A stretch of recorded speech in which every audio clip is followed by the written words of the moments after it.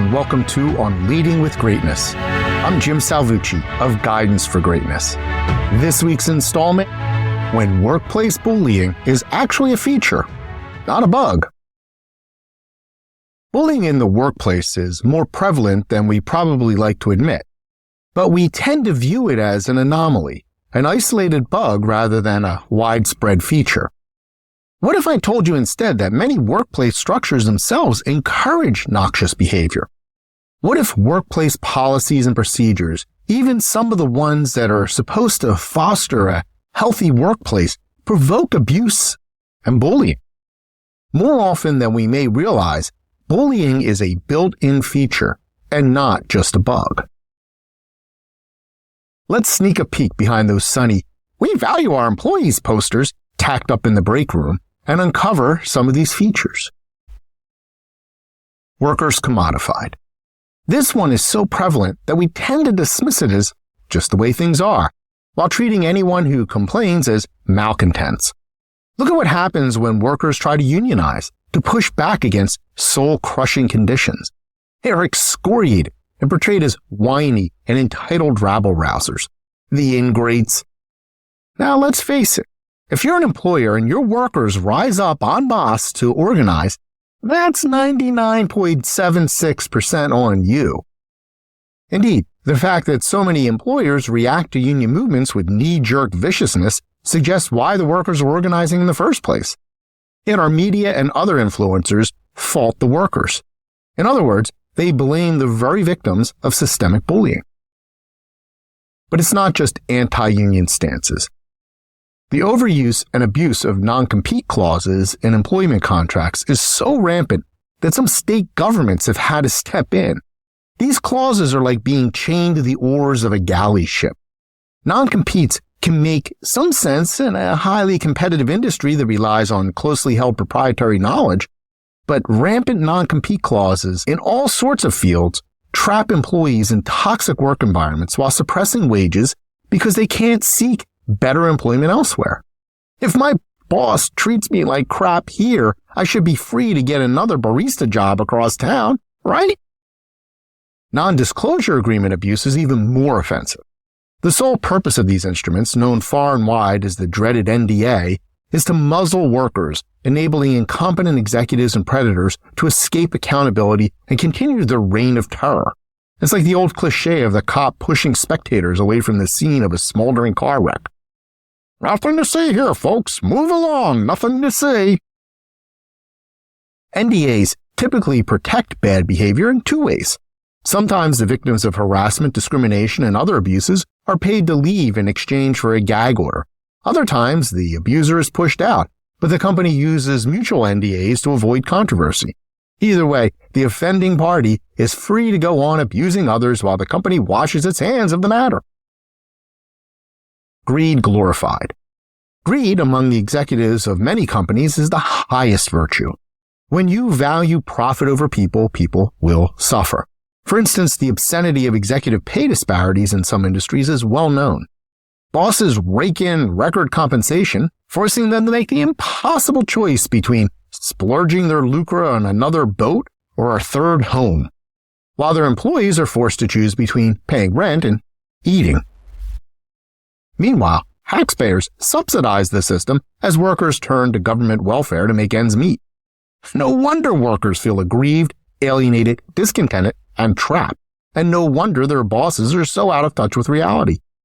Even within higher paid industries, neglect and abuse abound.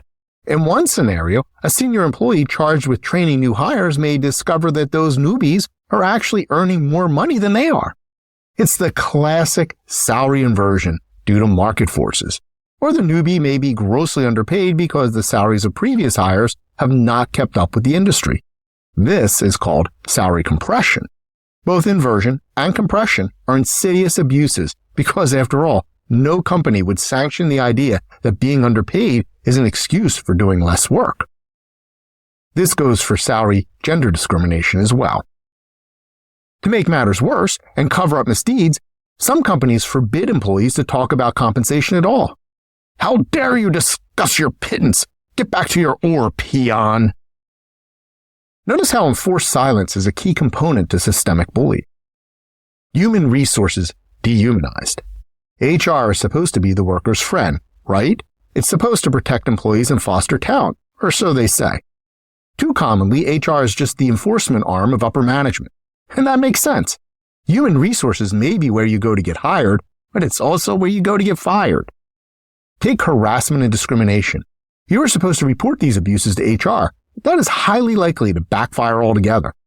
Too often, the victim is labeled a troublemaker, silenced, there it is again, and maybe even escorted to the exit. Meanwhile, the perpetrator receives a freshly sealed personnel file and is escorted to a spiffy corner office. Anything to make it all go away. After all, if we cover it up, did it ever really happen?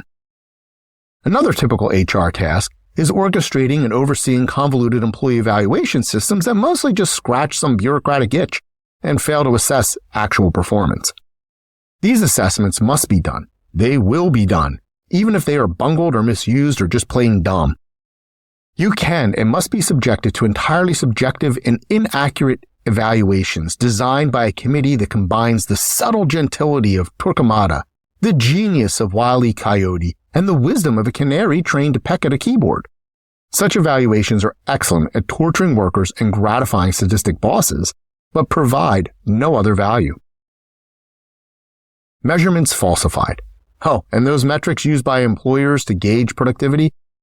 What an arbitrary and ineffective mess. Probably the most used and useless are time on task measurements. Sure, way back in the early industrial age when a worker at a machine could produce exactly 10 widgets in an hour, time on task made some sort of sense. Time literally equaled productivity. It was a wee bit inhuman, of course, but what the hell? In our current reality, it makes no sense at all, not even in manufacturing. Yet some employers go so far as to install surveillance software to track employees' clicks and scrolls to assure that their every working moment is spent chained to the galley oar. The boss can then monitor all this remotely on a smartphone, even while luxuriating on a resort beach or engaging in a tough negotiation over a G&T down at the country club. Actual science and common sense tell us that productivity improves with breaks and physical movement, and that the more we work, the less productive we are. But genius bosses know better. Time on task is but one of the many arbitrary metrics included in employee reviews that miss the mark entirely. They fail to capture strengths, progress, and potential, but do manage to send one message loud and clear. You are a drone not worthy of serious attention. At the same time, the bully boss who is obsessed with these useless metrics threatens jobs over perceived shortcomings caused by inadequate staffing, limited resources, and other factors totally within the boss's control. These are but a few of the ways that bullying is embedded in the very structures and systems that define an organization. Workplace bullying is not just the purview of the individual then.